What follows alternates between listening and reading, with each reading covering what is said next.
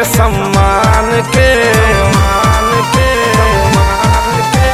चर्चा देश विदेश करेगा भारतीय सम्मान के। बब्बर शेर एखन है मोदी जी हिंदुस्तान के। बब्बर शेर एखन है मोदी जी हिंदुस्तान के।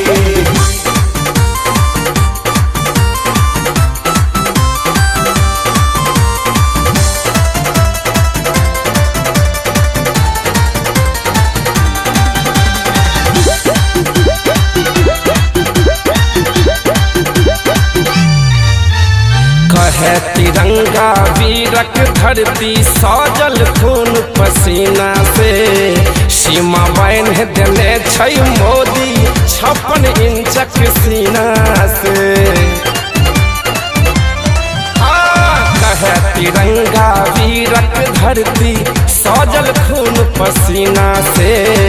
सीमा बान्ह देने छै मोदी 56 इंचक सीना से।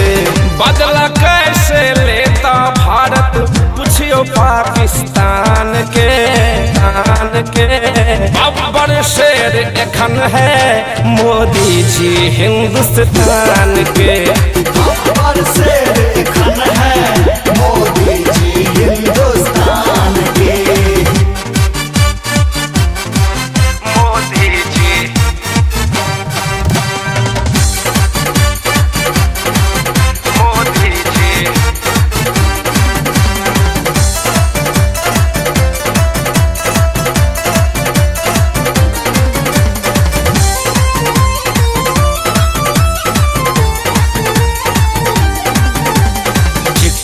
बीमा पेंशन भेटे सगरो गाम समाज में।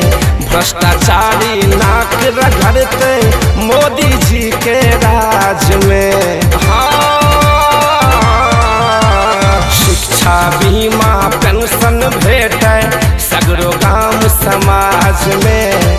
भ्रष्टाचारी नाक रगड़ते मोदी जी के राज में। शीश हिमालय हृदय में गंगा देशभक्त बलवान के। बब्बर शेर एखन है मोदी जी हिंदुस्तान के।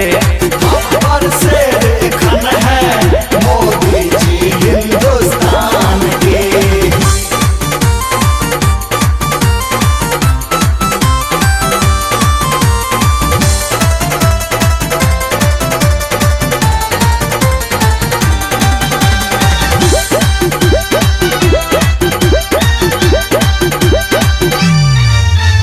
दुनिया जय जयकार करे भारत माँ को वंदन है।